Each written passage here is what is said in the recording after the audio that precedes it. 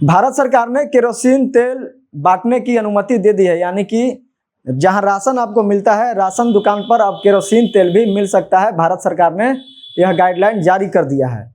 जैसा कि आपको पता है कि विश्व स्तर पर यानी कि अमेरिका, इजराइल और ईरान के बीच जो है लगातार पिछले 1-2 महीने से यानी कि फरवरी के महीने से युद्ध चल रहे हैं।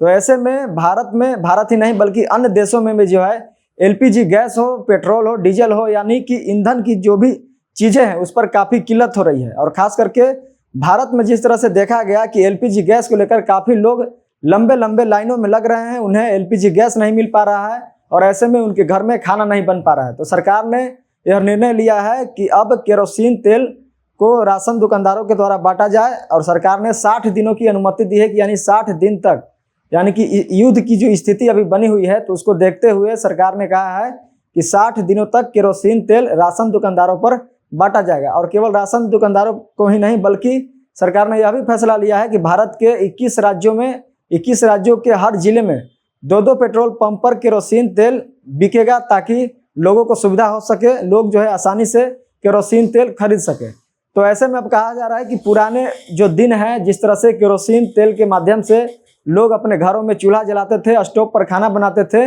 ललटेन जलाकर जो है रोशनी अपने घर को जो है उजागर करते थे, तो ऐसा ही दिन कहीं ना कहीं इस युद्ध के घड़ी में भारत ही नहीं बल्कि पूरे विदेशों में भी इस तरह की चीज़ें अब देखने को मिल रही है। और भारत सरकार ने साफ तौर पे कहा है कि 60 दिनों तक, यानी कि अगर युद्ध की स्थिति लंबी चलती है तो 60 दिन से भी यह दिन बढ़ाया जाएगा, यानी कि अभी वर्तमान में 60 दिनों तक जो है केरोसिन तेल भारत में यानी कि अब हर राज्यों में मिल सकते हैं।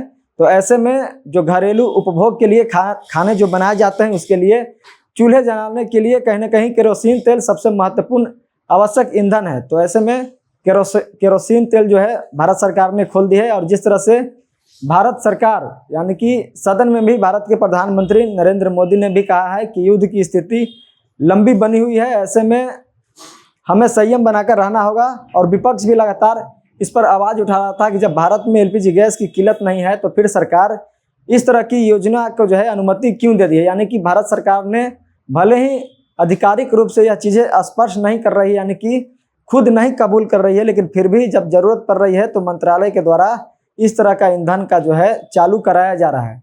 तो विपक्ष का साफ आरोप था कि भारत के प्रधानमंत्री नरेंद्र मोदी एक्सेप्ट नहीं कर रहे हैं कि भारत में गैस की कोई किल्लत है।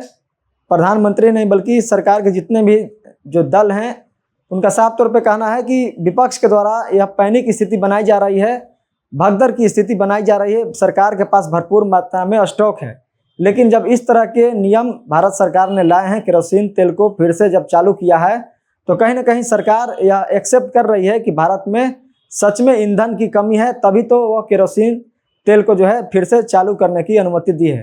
तो ऐसे में केरोसिन तेल अब 60 दिनों के लिए आपको मिलेगा। राशन दुकानों में जिस तरह से पहले केरोसिन तेल मिलते थे तो वैसे ही केरोसिन तेल मिलेंगे।